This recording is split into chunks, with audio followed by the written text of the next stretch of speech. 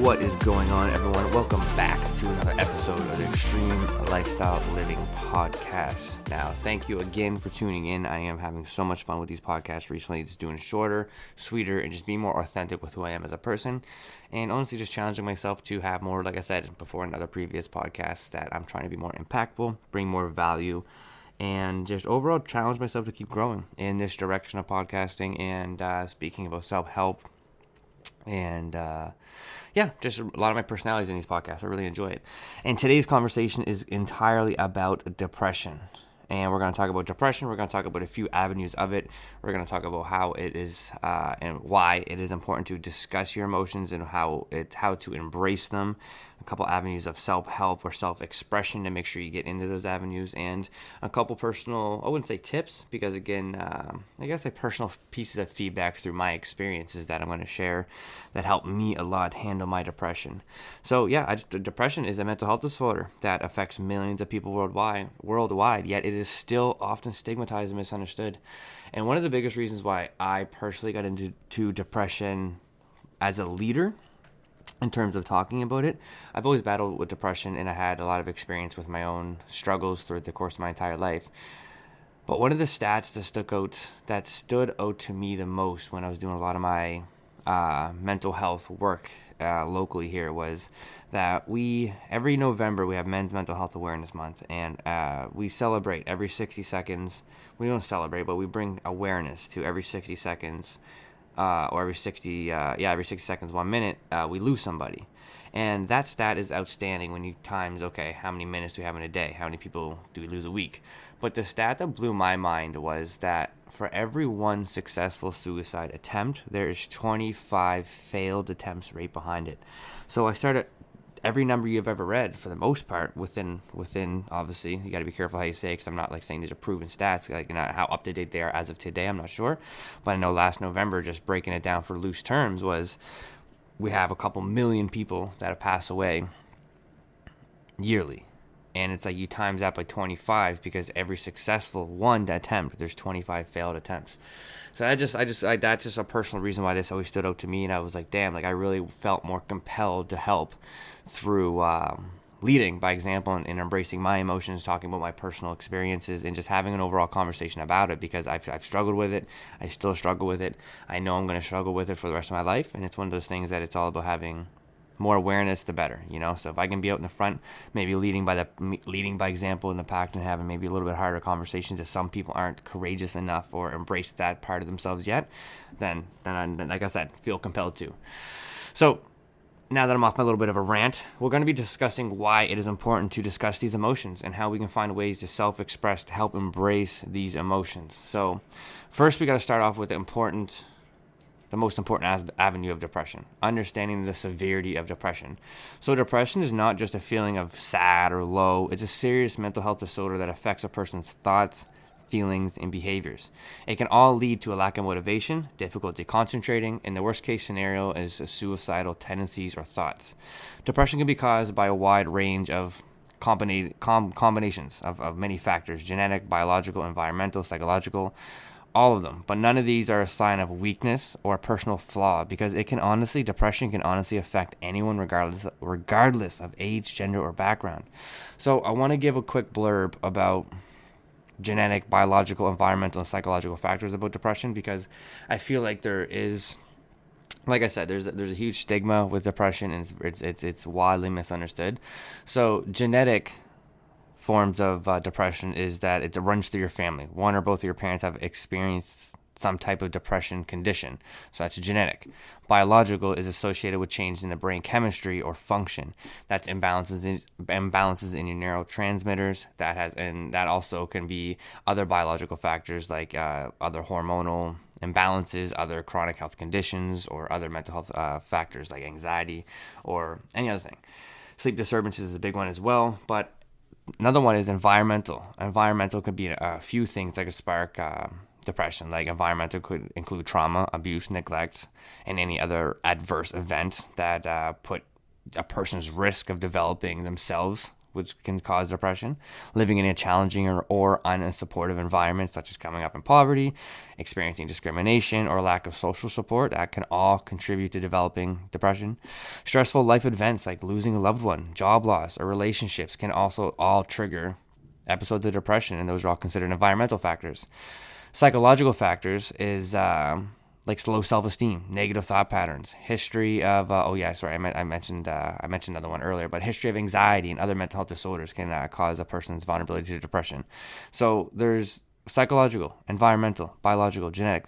There's a lot of variations of depression, and the biggest thing with understanding all of these different avenues is that there's no one way. Like there's not one or the other that could be causing it out of norm. It could be a combination of all of these. It could be one that bleeds into the other. It could be all these different ones. But again, for me personally, me with having depression, having experienced it, educating these different topics of depression helped me immensely, to be honest, especially understanding environmental. You know what I mean? Like in the environment that I grew up in poverty. I grew up with a lack of social support. You know, I wasn't discriminated against, but my brothers were. I watched it. Very unsupportive environment. You know what I mean? I have also a genetic. I have some of my, there's a lot of adverse health effects in the family. So there's some genetic, you know, so it just helps bring more education to what depression is. So it's easier to look at as we discuss the next topics of embracing your emotions and how we can do more self-love and self-expressive activities. So now that we talked about those avenues of what forms of depression there are, I want to talk about why it's so important to discuss these emotions. Why is it so important to talk about what we are going through versus shy away and hide from it? One of the biggest reasons for me personally, and a lot of you guys I know that have experienced this can relate to me, is that depression can be incredibly isolating. People with depression often feel like they're alone in their struggles and that no one else understands what they're going through. So by talking about how you feel and sharing your experiences, you can actually break down these feelings of isolation. And I know it's very hard in the moment to do that, but by doing this, you can help yourself build a stronger connection with anyone around you. And this also creates more of a sense of community once you get used to talking to the people that are closest to you. And this is honestly what has helped me in my depression the most, was developing that sense of community and camaraderie with close friends. Having a squad or a group of people that support you and love you 110%, and you know that, is absolutely everything.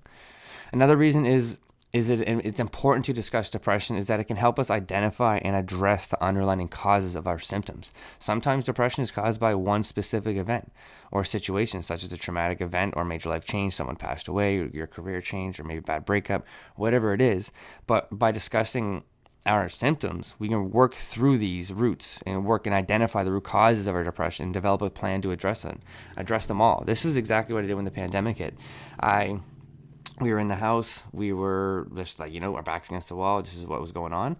So for me, I took that as an opportunity to really dig through my depression. It was not easy by any means, but I identified them all, found a lot of root causes of a lot of my personal symptoms and issues, and developed a plan around them. And that was 3 years ago. And I'm on here. This is when that avenue 3 years ago, that pocket of time, that is a huge reason why I'm sitting here now talking to you.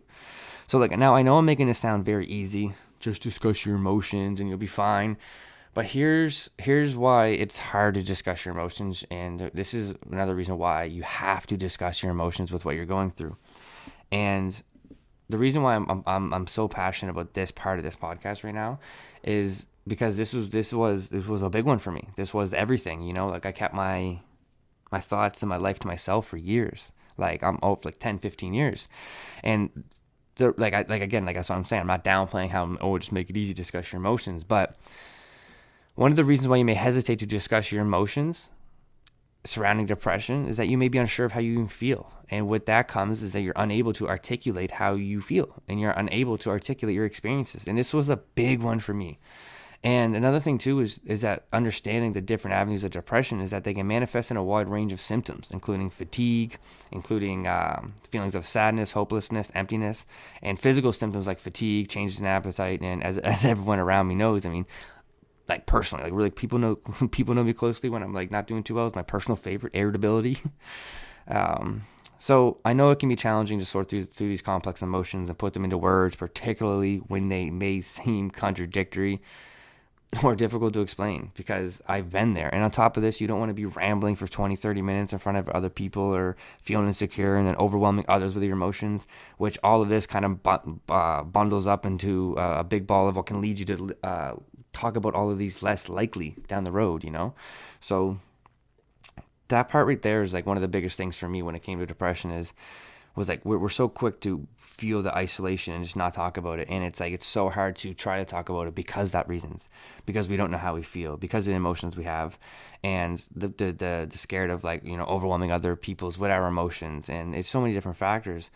But this is where I want you to understand the most important thing of discussing and talking about your emotions and embracing that for yourself is that there's no right or wrong answer. There's no right or wrong way to feel. And that is the game-changing aspect of it. And that is why it's 110,000% okay to take the time and space you need to process your emotions and find the words to express them. Just make sure you discuss them and don't shut down. That is the thing. Because there's a very fine line between, yes, I'm a victim of this. I did it all the time. No, I just need to figure things out. I'll think about it. I'll talk about it. And that puts me in a hole. And then you do that 3-4 times after people try to reach out. 1, other people are going to be less likely to reach out. 2, you're also in now a negative pattern of telling yourself that you're going to handle it, and in fact you're not handling it. So that's why I made that last note of just make sure you discuss them and don't shut down, because that's the key thing that made me realize once I got the right support and right camaraderie and right people around me, was that there wasn't a right or wrong way of feeling. You know, and those people that do truly care for you, support you, and love you, they will help you dissect everything that's going through your brain. They will help you dissect your emotions. And as long as you show up and really want help, and as long as you really show up being vulnerable with people that love you and show up with the intention that, like, look, I'm not here to hurt nobody, I want help, and you get the same reciprocal love from other people because you show up for them that way, it'll be tremendous at what life can show up for you, man. It's crazy. So now that we've covered what depression is and why you should express your emotions, I want to talk a little bit about how you can self-express your emotions to improve your overall health and well-being to help your battle with depression. So on top of you discussing your emotions with yourself and embracing them and talking to them with the people around you and your loved ones, you have to partake in some type of self-care activities. You have to engage in self-care activities such as exercise, sports, community events, hanging with friends, reading or writing. Whatever makes you feel wholesome and good, you have to indulge in those. Because engaging in self-care activities can help reduce your symptoms of depression, improve your overall mood, and by doing these activities, it's a way of nurturing your soul and showing up for yourself and telling yourself that you love yourself. So you do this, plus routinely talk about your emotions, this can and will do wonders for your depression. Trust me.